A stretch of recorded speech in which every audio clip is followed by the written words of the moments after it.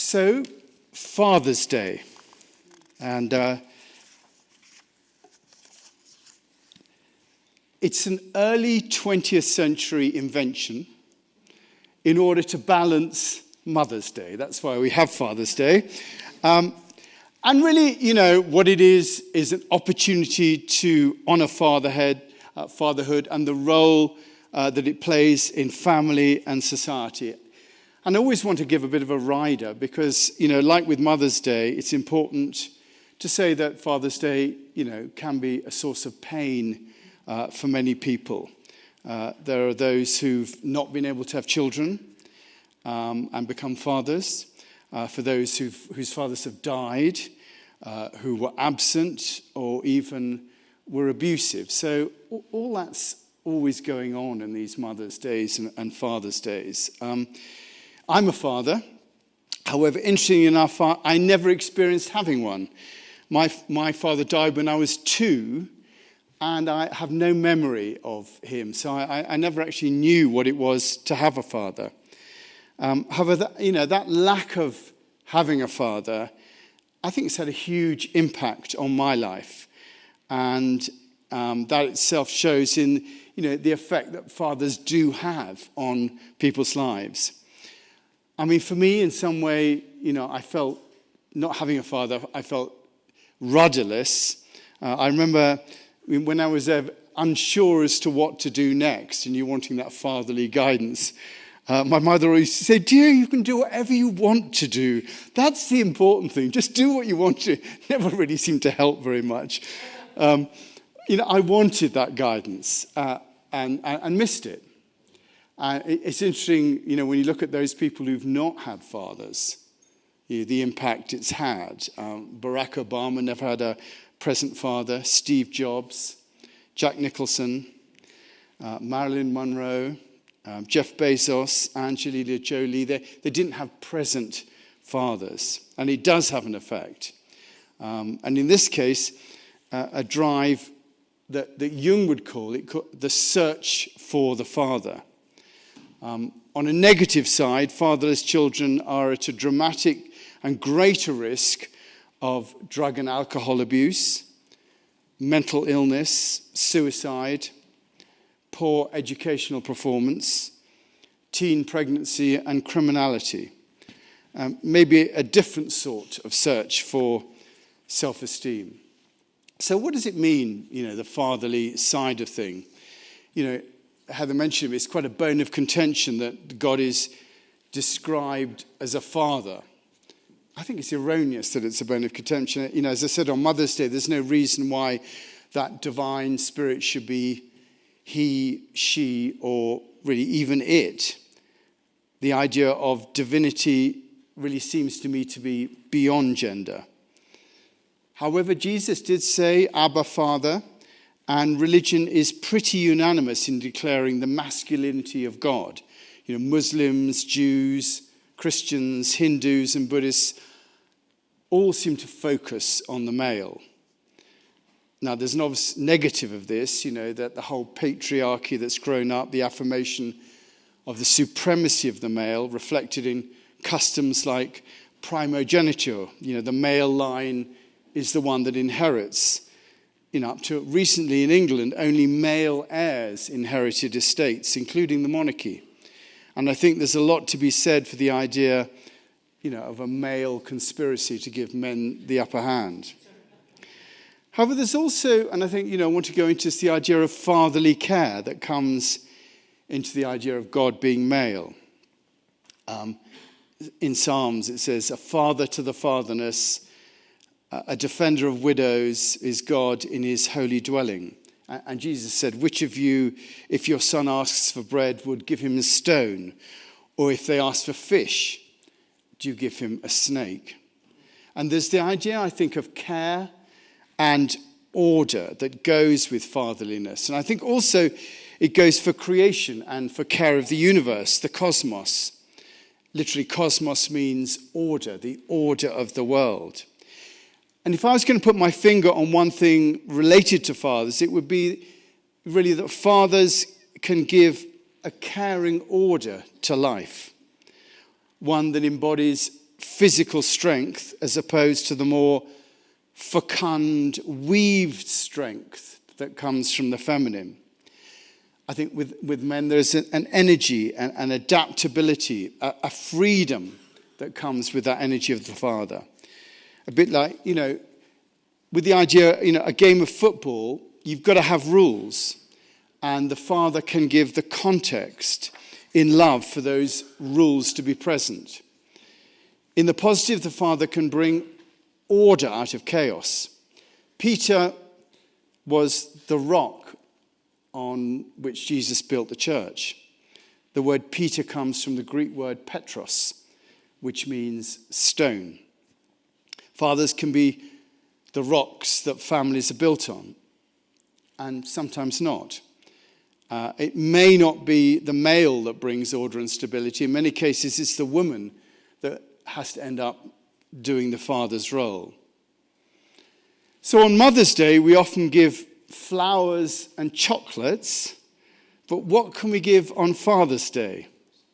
Cars, DVDs, golf clubs, or even golf balls, all of which is too expensive. So, on this Father's Day, we're going to give stones. The idea is that the father can provide the rock for many around. And it's not just families, just look at the buddy program and, there are ways of doing that. And as men, our real power comes when we use it with soft hearts rather than hard hearts. I love the idea that wisdom is knowledge informed by love. And similarly, the power of men to create order and stability has to be informed by love rather than control. And that love is brought about for us by service, our service to God, to our neighbor, to love the Lord your God with all your heart, all your mind, all your strength, and to love your neighbor as yourself. And when we create order through service, then I think for men, real power comes through. And I think, it's an odd reading, that passage from Luke for Father's Day. But I think this is a really interesting message that comes through that reading that Bruce said. There's Jesus with all the followers and the scribes and the Pharisees, when who should appear amongst them but a prostitute?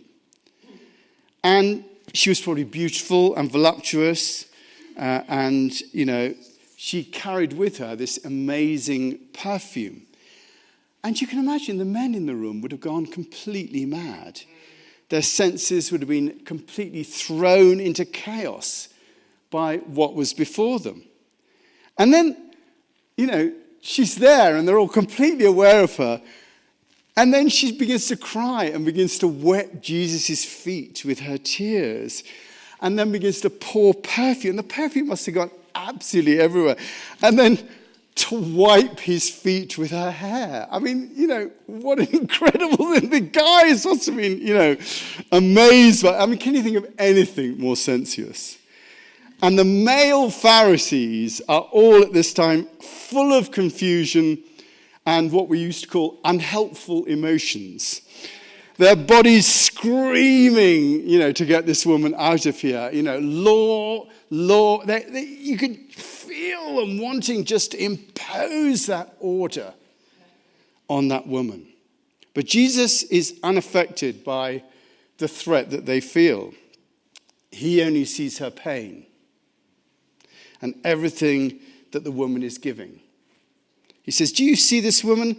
I came into your house and you didn't give me any water for my feet, but she wet my feet with her tears and wiped them with her hair. You didn't give me a kiss, but this woman, from the time I entered, has not stopped kissing my feet. You didn't put oil on my head, but she has poured perfume on my feet. Therefore, I tell you, her many sins have been forgiven, for she loved much. But he who has been forgiven little loves little. So Jesus knows the law, but his interpretation of it, and this is what I think with men we must do, his interpretation of it is informed by love rather than a desire to control the woman's body or her actions. And so our maleness, our fatherliness, whether we be men or women, must be informed by love. The soft-heartedness that doesn't burn women at the stake out of fear, doesn't insist that their bodies are treated in a certain way, but creates an order that will care for all. Men always want to impose on women's bodies.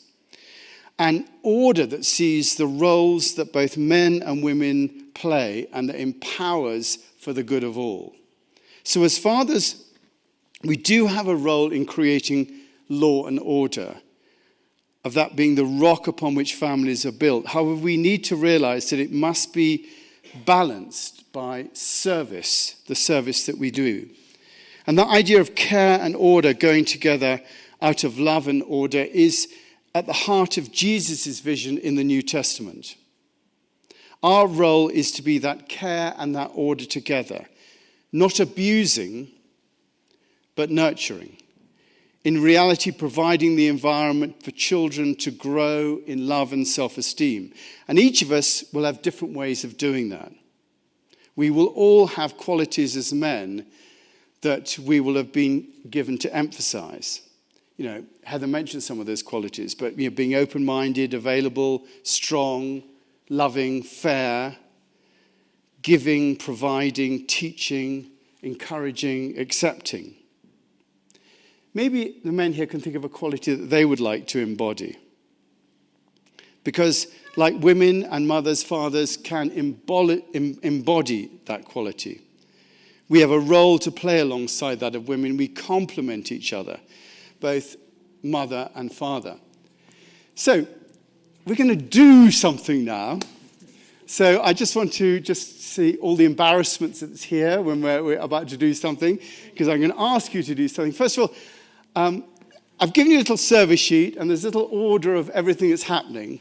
But the first thing I'd like to do is for all the men in the room, or anybody that identifies as male, to please stand up now. All the men in the room to stand up. That's good. Now, what I want to do is I would like to make sure that a woman is there by each man, and it can be your wife. You know, please feel free to be your wife. But there are men here who haven't got wives with them, so I want a woman to actually go and be with that particular man. So if you'd like to find a partner of a wife or whatever it is, just get into partners. All right, so... Can we make requests?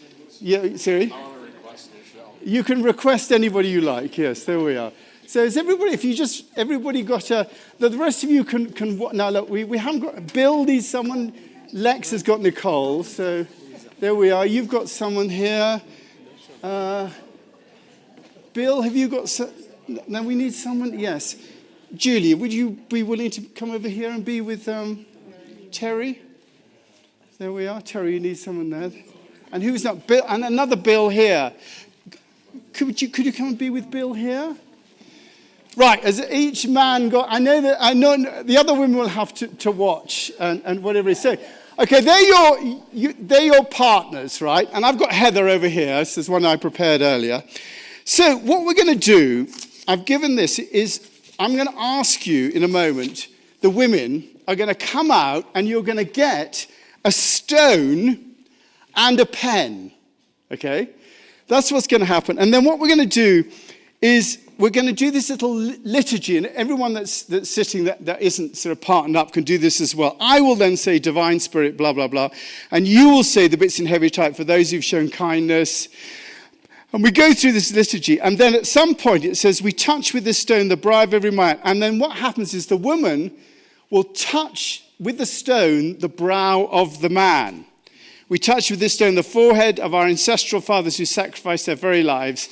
And then we go through that, and then the women give the stones and the pen to the men, okay? And then we complete that, and then what will happen is that we all then sit down, and the men have got a pen and a stone.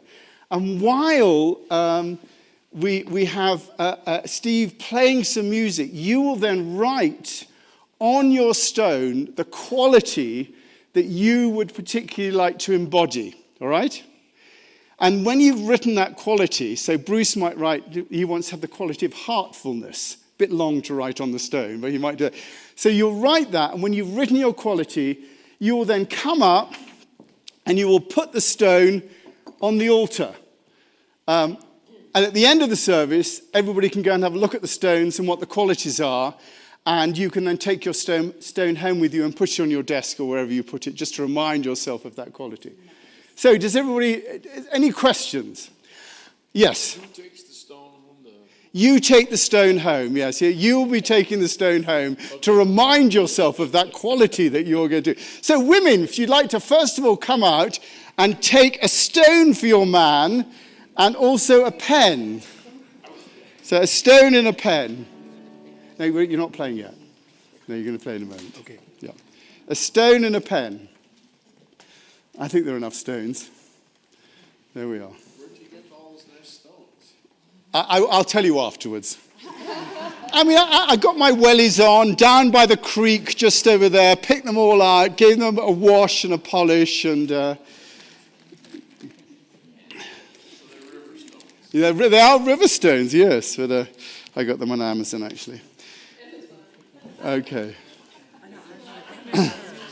Okay, and if you want to make yourself some space and come out from your area, you don't have to be in your chairs. Some of you can come out and be here. So there we are. Okay, good.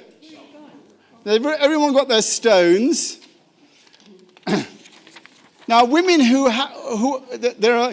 I mean, I'm amazed at how we're so lucky to have so many men in our congregation. So many congregations have 3 men and 84 women. But we've got about average. So I just want to thank everybody, the women who aren't there, just to support and be praying for these men, that they come out with the right qualities. So there we are. So you've got your stone and that's good, fantastic. So I'll do the bits in light type, and then you do all the bits in heavy type. Okay. And it's what we're doing is we're praying, we're connecting in to our maleness and our womanliness, and we're summoning up qualities based on what's happened in the past and what's going to happen in the future. So, Divine Spirit, we lift this day our gratitude for the loving men who brought us the precious heart of your fatherly love. We give thanks for you today.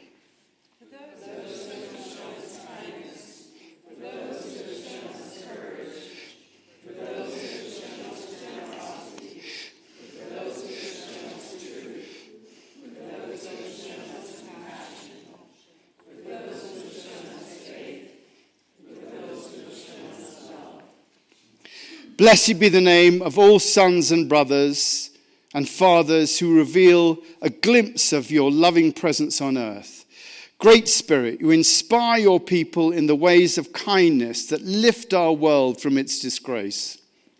Lord, in your mercy, hear our prayer for every son, brother, father, grandfather who has suffered and endured. Lift this stone and bring together living waters to the forehead of the men and boys in our lives, touching each forehead with the sign of your name. For every broken heart hidden from view, for every secret shame buried in darkness, for every untold story of regret and alienation. We touch with this stone the brow of every man who has suffered for those he loved. We touch with this stone the forehead of our ancestral fathers who sacrificed their very lives. That's supposed to be everybody, so we'll do it again. 1, 2, 3. We touch with this stone the forehead of our ancestral fathers who sacrificed their very lives. We invite you to heal the wars and woes and wickedness within, inviting your everlasting peace that the world may know your peace. So you then give the stone and the pen to the man. And we say together, hear our prayer for this broken world. We pray for peace this Father's Day, and we lift up your hope of healing for all sons, brothers, fathers, grandfathers, who live in mystery as your creation, who are entrusted with the life and struggles of manhood. May they grow in fatherly love to your glory. Hear our prayer, O God, for this broken world. We pray for peace this Father's Day. Amen. Okay, so everybody can now have a seat, and we're going to have our next song in a moment from Steve. So while the song is playing, what I'd like you to do, if you've come up with your quality, if you haven't, just have a think about it. When you've come up with your quality, write the quality on the stone. It could say peacefulness or love or whatever it is. And then while he's playing, come and put the stone on the altar here. Are there any questions? Yes. Sorry?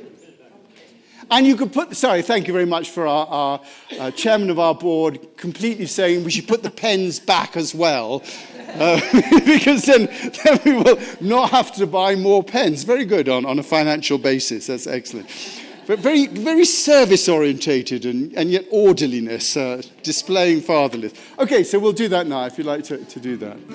Well, I just love these things here. We've got humility, love, care, warmth, accepting, loyalty, calm, strength, living in the moment, forgiveness, love all, patience, unconditional love, encouraging. Fantastic thoughts. And one more as well. I won't read it out because we'll know it's him. So anyway. So I just wonder, Willie as well, come on. I just wondered if anybody wanted to say anything, make any comments at all, or share anything about how that was for you, or anything at all. Yes, Andy. So my wish for Father's Day is that we fathers be more like mothers. Because Diane and I were reflecting this morning, and I've noticed that men don't support each other like women support each other. Men are almost trying to knock each other down. And they might do it through sarcasm or, oh, it's just a joke. But the intent of it is to put someone down, not build them up. And women never do that. They always build each other up. So that's my wish. That's lovely. Thank you very much indeed. That's great. Anyway, yes, here we are. Tracy. I just want to say I love all of the things for those who have shown us kindness, courage, generosity, truth, compassion, faith, and love. And my father was not really a big part of my life, but Bruce has shown me all of these things, so I'm just very grateful for him. Fantastic.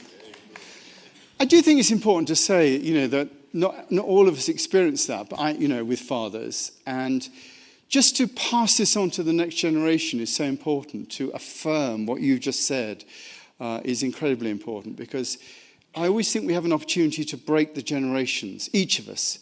We can either continue. My parents didn't show emotion. They went through, my grandfather went through 3 wars, the Boer War, the First World War, and the Second World War. So emotionally, he was just not there.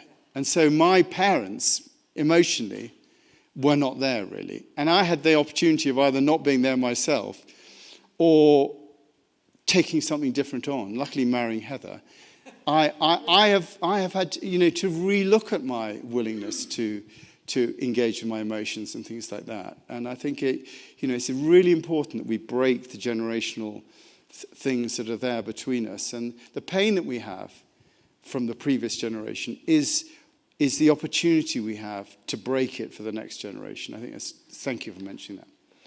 Someone, yes, Mimi, yeah. And can I just say how great it is to have Ward back? Yeah, absolutely. Ward is always taking the journey from his head to his heart. That is always his spiritual journey. And 8 hours of open heart surgery has really, it's wonderful to have you back with us, Ward. And fantastic, yeah.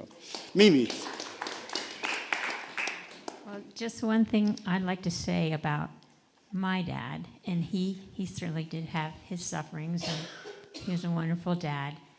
But one thing that wasn't on your sheet is he had a wonderful sense of humor. Yes. And just a love of life and a sparkle in his eye. And Ward also has a wonderful sense of humor.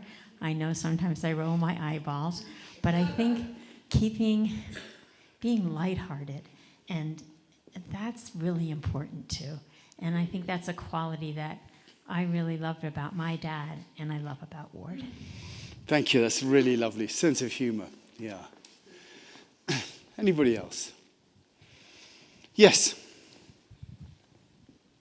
My dad was kind and present, and he also was stern.